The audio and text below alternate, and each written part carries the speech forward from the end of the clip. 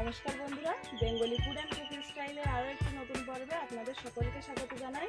বন্ধুরা, আজকে দেখুন একটা 2 কিলো সাইজের রুই মাছ নিয়ে এসেছি। আজকে এই রুই মাছের কালিয়া করব। আপনারা পুরো ভিডিওটা একটু স্কিপ না করে দেখুন, আশা করি আপনাদের খুবই ভালো লাগবে। তো চলুন মাছটা এখন কেটে নিই। এখানে দেখুন মাছটা আমি কাটতে বসে গেছি। একটা চামচ নিয়েছি, মাছের আঁশটা সুন্দর করে তুলে নেব।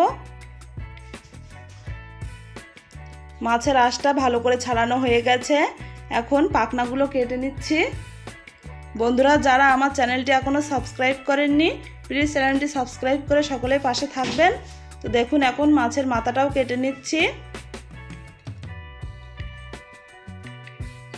এরকম বড় বড় সাইজের মাছ কাটতে কিন্তু খুবই ভালো লাগে। দেখুন আমি এখন কেটে নিচ্ছি।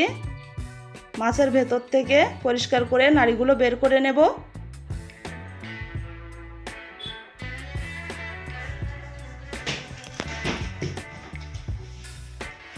মাছের পিসগুলো এখন ছোট ছোট করে কেটে নিচ্ছি।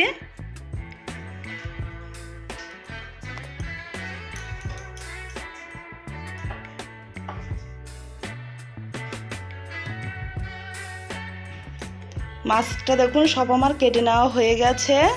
এখানে রান্নার জন্য মাছ নিয়ে নিয়েছি। এর মধ্যে এখন পরিমাণ মতো লবণ আর হলুদ গুঁড়ো দিয়ে দেবো। মাছের সঙ্গে সুন্দর করে মাখিয়ে নেব।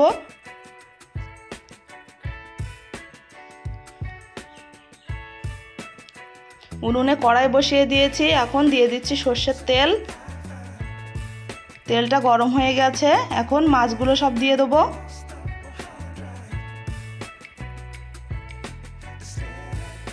এখানে দেখুন অনেকগুলো মাছ দিয়ে দিয়েছি।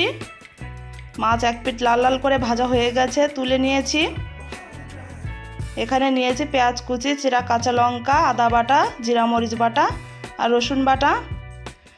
তেলের মধ্যে ফোড়নে দিয়ে দিলাম গোটা জিরে, তেজপাতা, শুকনো লঙ্কা।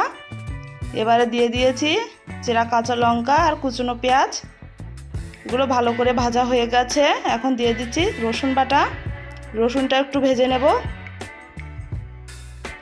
দিয়ে দিয়েছি আদা বাটা। আদাটা একটু ভেজে নিয়েই দিয়ে দিচ্ছি জিরা আর মরিচ বাটা। একে একে সব মশলাগুলো আমি ভেজে নেব। মশলা সব ভাজা হয়ে গেছে। দিয়ে দিচ্ছি হলুদ গুঁড়ো। হলুদ গুঁড়ো দিয়ে মিশিয়ে নিয়েই দিয়ে দেবো গরম জল। সব তরকারিতেই কিন্তু গরম জল দিলে তরকারির স্বাদটা কিন্তু খুবই সুন্দর হয়। দেখুন গরম জল দেওয়ার সঙ্গে সঙ্গেই ঝোলটা ফুটে গেছে। এবারে এর মধ্যে ভেজে রাখা মাছগুলো দিয়ে দেবো। মাছগুলো সব দিয়ে দিয়েছি। একটু নাড়াচাড়া করেই এতে লবণ দিয়ে দেবো। লবণ দিয়ে দিচ্ছি।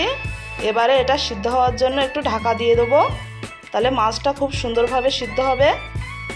দেখুন ঢাকনা খুলে নিয়েছি আর ঝোলটা কিন্তু অনেকটাই কমে গেছে। এখন এর মধ্যে দিয়ে দেবো গরম মশলার গুঁড়ো। গরম মশলার গুঁড়ো দিয়ে দিয়েছি। এটা একটু ভালো করে মিশিয়ে নেব। আর ঝোলটা কিন্তু খুবই ঘন হয়ে গেছে। এবার আমি এটা কড়ার থেকে নামিয়ে নেব। এখানে দেখুন রান্নাটা হয়ে গেছে, আমি নামিয়ে নিয়েছি। আর দেখুন কালারটা কতটা সুন্দর হয়েছে। বন্ধুরা, আজকে রেসিপিটি আপনাদের কেমন লাগলো অবশ্যই কমেন্ট করে জানাবেন।